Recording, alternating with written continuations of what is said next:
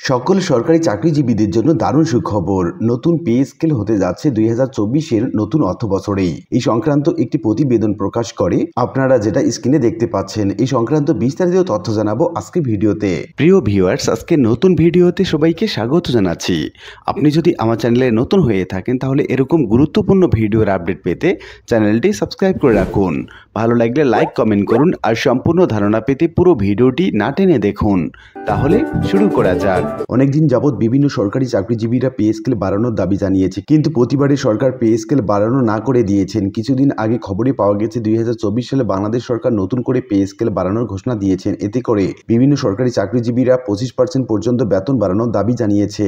এখনও সঠিকভাবে উল্লেখ করে দেয়নি কত পার্সেন্ট পে স্কেল বাড়ানো হবে। গত 2015 সালে সরকার ঘোষিত নতুন পে স্কেল দিয়েছিলেন। গত কিছুদিন আগে থেকেই বিভিন্ন সরকারি চাকরিজীবী লোকেরা তাদের প্রেস ক্লাবের সামনে পে স্কেল বাড়ানোর দাবি তুলেছিলেন। এই বছর 2023-24 অর্থ বছরে আবার নতুন পে স্কেল বাড়ানোর ঘোষণা হয়েছে। সরকারি চাকরিজীবীরা নতুন পে স্কেলের আশায় রয়েছেন। গত কিছুদিন ধরে নিউজ থেকে জানা গেছে সরকার নতুন পে স্কেল নতুন নির্দেশনা দিয়েছেন।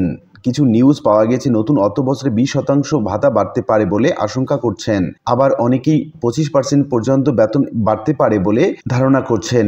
নতুন 2024 অর্থ বছরে কত তারিখে পে স্কেল বাড়তে পারে এই তথ্য এখনো জানা যায়নি। প্রায় বিভিন্ন নিউজের মাধ্যমে শোনা যাচ্ছে নতুন করে নতুন পে স্কেল ঘোষণা করা হবে, কারণ বিভিন্ন সরকারি চাকরিজীবীরা তারা সরকারের কাছে পে স্কেল বাড়ানোর আবেদন করতেছেন এবং প্রেস ক্লাবের সামনে আন্দোলন শুরু করেছেন।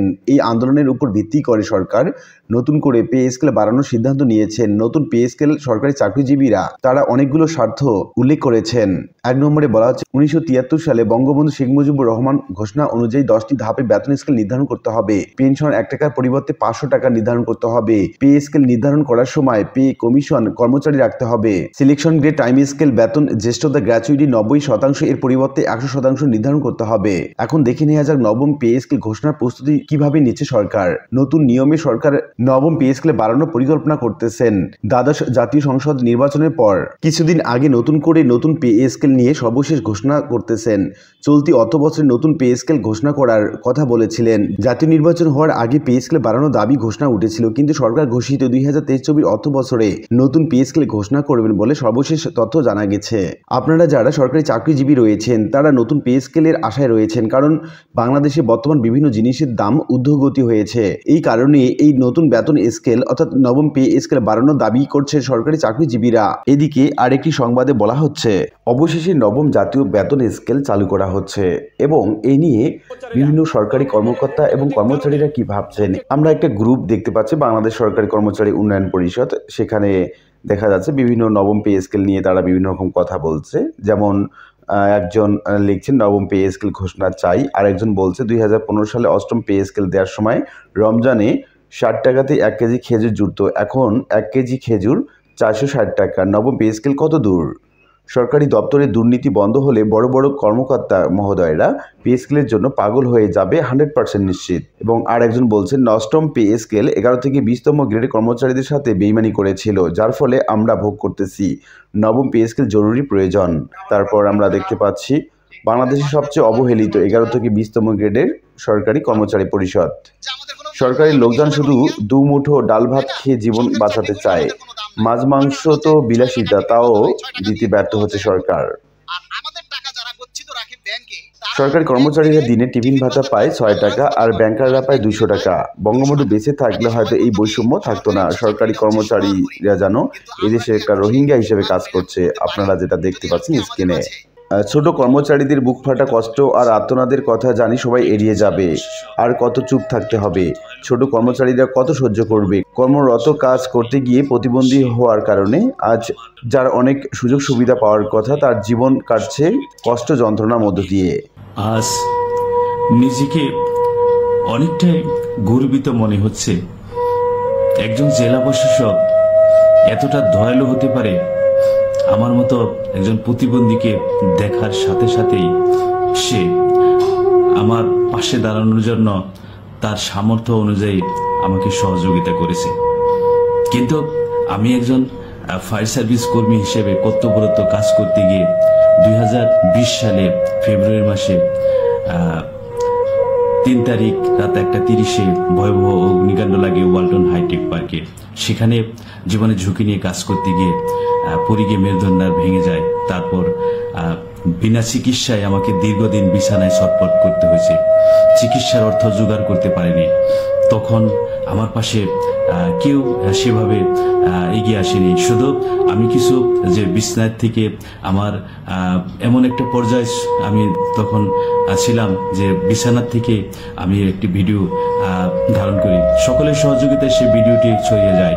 তখন একটু খোঁজ নেয়, কিন্তু খোঁজ নেওয়ার পর আমাকে তো চিকিৎসার কোনো আর্থিক সহযোগিতা করেনি। আমাদের ওয়েলফেয়ার কল্যাণ ট্রাস্ট রয়েছে, সেখান থেকেও আমাকে কোনো সহযোগিতা আমাকে করা হয়নি। আজ এত বড় ত্যাগ স্বীকার করে দেশের একজন নাগরিক হিসেবে, ফায়ার সার্ভিসের কর্মী হিসেবে আমি বর্তমানে অনেকটা কষ্টে জীবনযাপন করছি। কিন্তু আমার এই বয়সে বাকি যে দিনগুলো দীর্ঘ সময় পড়ে রয়েছে, 4টি বাচ্চা পরিবার নিয়ে আমার চলাটা অনেকটাই কষ্টকর হয়ে দাঁড়িয়েছে। সেই ক্ষেত্রে আমি যদি কোনো এত বড় কাজ করার পর যে পদকও আমাকে দেওয়া হয়নি, আমাকে কোনো যে এমন একটি অর্থ দিয়ে আমাকে ডিপার্টমেন্টে যদি আমাকে অর্থ দিত যে তোমাকে চলার জন্য দেওয়া হলো, তাহলেও আমি অনেকটা খুশি হতাম।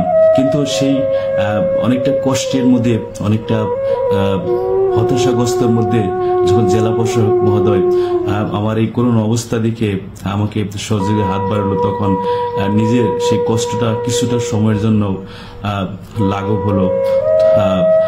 আসলে এত বড় ত্যাগ শুধু আমি নয়, আমাদের মতো যারা ফায়ার ফাইটার রয়েছে তারা সবসময় ত্যাগ স্বীকার করে, কিন্তু যখন দুর্ঘটনার শিকার হয় তখন সেভাবে খোঁজ রাখে না। নিজের টাকা দিয়ে সবকিছু, চিকিৎসা সবকিছু করতে হয়।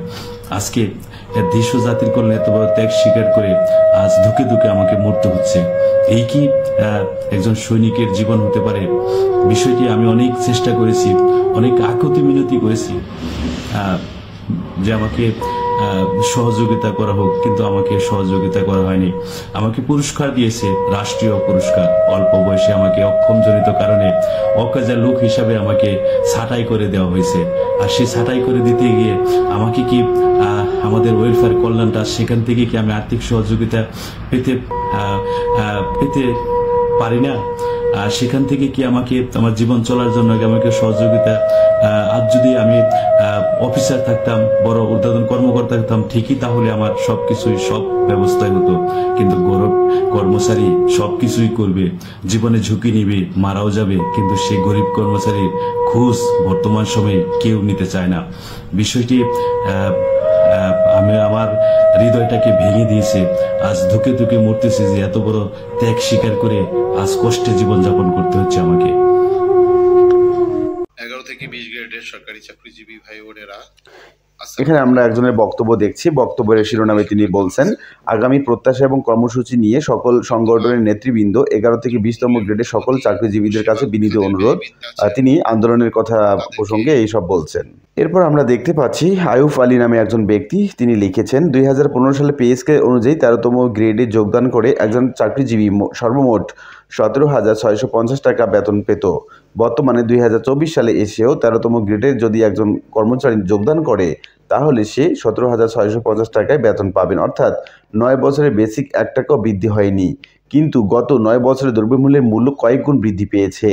নতুন যোগদান করে যে বেতন 2015 সালে পাওয়া যেত, 2024 সালে যোগদান করেও সেই একই বেতন পাচ্ছে। আমাদের সবার এটাই মনে হলেও আসলে পরিস্থিতি আরও ভয়াবহ। 2015 সালে ডলারের দাম ছিল 77 টাকা, অর্থাৎ 2015 সালের 13তম গ্রেডের একজন চাকরিজীবী $229 বেতন পেত। কিন্তু 2024 সালে 13তম গ্রেডে যোগদান করে একই বেতন পেলেও ডলার হিসাবে সে পাচ্ছে $160। সেই হিসাবে বর্তমান যোগদান করে 2015 সাল থেকে 2029 থেকে 160, অর্থাৎ $69 কম বেতন পাচ্ছে টাকার অঙ্কে, যা 7,600 টাকা। গত 9 বছরে প্রত্যেক কর্মচারী বেতন কমেছে। বর্তমান একজন দিনমজুরের বেতন 700 থেকে 1,000 টাকা এবং তারও বেশি। আর রুহুল আমিন চৌধুরী নামে একজন ব্যক্তি, তিনি লিখেছেন 1 থেকে 9ম পে স্কেলের ব্যবধান এবং ইনক্রিমেন্ট 5% সুবিধার মতো বৈষম্যহীন বেতন স্কেল প্রণয়ন করে মাননীয় প্রধানমন্ত্রী এবং মাননীয় অর্থমন্ত্রী বরাবরে পেশ করুন। পত্রিকা এবং সামাজিক গণমাধ্যমে প্রচার করে ব্যাপক জনমত গঠন করুন। তারপর কলম বিরতি শুরু করুন। আন্দোলন এবং সংগ্রাম ছাড়া কোনো দাবি আদায় হয়নি কোনো দেশে কোনো দিন। এরপর টফেল আহমেদ FPI নামে একজন ব্যক্তি তিনি লিখেছেন, ঘুষখোরদের পে স্কেলে দরকার নেই, আমাদের পে স্কেলে দরকার আছে, এবার একযোগে কর্মবিরতি দেয়া হোক। এরপর আরেকজন লিখেছেন, স্বল্প বেতনে চাকরি করে মাসের 15 দিন না যেতেই বেতনের টাকা শেষ হয়ে যায়, তাই অনতি বিলম্বে নবম জাতীয় পে স্কেল ঘোষণা করা হোক, আমাদের দেয়ালে পিঠ ঠেকে গেছে। প্রমা চাইসাম নামে একজন ব্যক্তি তিনি লিখেছেন, এদেশে যারা চাকরি করে তাদের বেতন বাড়ে না কমে, আসুন হিসাব করি। 2015 সালে বাংলাদেশের সর্বনিম্ন বেতন করা হয় মাসিক 8,250 টাকা। তখন ডলারের দাম ছিল 77 টাকা। তাহলে মাসিক 107.14 ডলারের বেতন দিত এদেশের সরকার। 2024 সালে এসেও বাংলাদেশের সর্বনিম্ন বেতন মাসিক 8,250 টাকা। এখন $1 দাম 109 টাকা। তাহলে মাসিক 75.68 ডলার বেতন দেয় এদেশের সরকার। আপনার বেতন বাড়ে না বছর বছর, আপনার বেতন এদেশে কমে, এটাই সত্য। আমরা নতুন পে স্কেল চাইবো না, যদি দ্রব্যমূল্য 2015 সালের জায়গায় নিয়ে যায়। আর একজন লিখেছেন, সকলের দাবি একটাই, পেটে ক্ষুধা, দ্রুত নবম পে স্কেল দেয়া হোক। কে কে চান তারা শেয়ার করুন, কমেন্ট করুন আমাদের এই ভিডিওটি। আমরা আর পাচ্ছি না 11 থেকে 20তম গ্রেডের লোকজনেরা, হয়তো পে স্কেল দিন, নতুবা আমাদের জন্য আলাদা করে বাজার সৃষ্টি করুন, যেখান থেকে আপনাদের বেতন নির্ধারণ করার সময়ের দামে জিনিসপত্র কিনতে পারি। এখানে আরেকজনের একটা পোস্ট আমরা দেখতে পাচ্ছি, যাদের বাড়তি আয় নেই তারা হাড়ে হাড়ে টের পাচ্ছি সরকারি চাকরি কাকে বলে, কত প্রকার এবং কি কি, এমন একটি বক্তব্য আমরা শুনতে পাচ্ছি। এখানে আরেকটি পোস্ট আমরা দেখতে পাচ্ছি, এখানে বিভিন্ন দ্রব্যমূল্যের বিষয়ে কথা বলা হচ্ছে রমজান মাস আসলে আগুন লাগে তরমুজের বাজারে, আমরাই পারি সিন্ডিকেট ভেঙে দিতে, বেশি দাম থাকলে তরমুজ কেনা আপাতত বন্ধ রাখি এবং আগামী বছর নিজেই চাষ করতে জেনে রাখি টবে তরমুজ চাষ পদ্ধতি। এখানে ডিবিসি নিউজের একটা সংবাদ প্রতিবেদন প্রকাশ করার দেখতে পাচ্ছি এবং নিউজের শিরোনামে এখানে বলা হচ্ছে, আসন্ন ঈদুল ফিতরে পূর্ণাঙ্গ উৎসব ভাতা প্রদান এবং শিক্ষা ব্যবস্থা জাতীয়করণের জন্য আসন্ন বাজেটে শিক্ষা খাতে পর্যাপ্ত অর্থ বরাদ্দের দাবিতে স্বাধীনতা শিক্ষক পরিষদ ফেডারেশনের উদ্যোগে আগামী 16 মার্চ 2024 রোজ শনিবার সকাল 11 ঘটিকায় জাতীয় প্রেস ক্লাবের মাওলানা আকরাম খাঁ মিলনায়তন 3য় তলায় এক সংবাদ সম্মেলনের আয়োজন করা হয়। উক্ত সংবাদ সম্মেলনে লিখিত বক্তব্য পেশ এবং ফেডারেশনের পক্ষ থেকে 8 দফা দাবি উপস্থাপন করেন স্বাধীনতা শিক্ষক কর্মচারী ফেডারেশনের প্রধান সমন্বয়কারী অধ্যক্ষ মোহাম্মদ শাহজাহান আলম সাজু এমপি। আমরা স্ক্রিনে সেই বক্তব্যটি শুনতে পাচ্ছি। এরপর আরেকটি আমরা নিউজ দেখতে পাচ্ছি, নিউজের শিরোনামে বলা হচ্ছে 2015 সালের পে স্কেল ছিল শুভঙ্করের ফাঁকি, এই 1000 টাকা প্রণোদনা তেমন শুভঙ্করের ফাঁকি।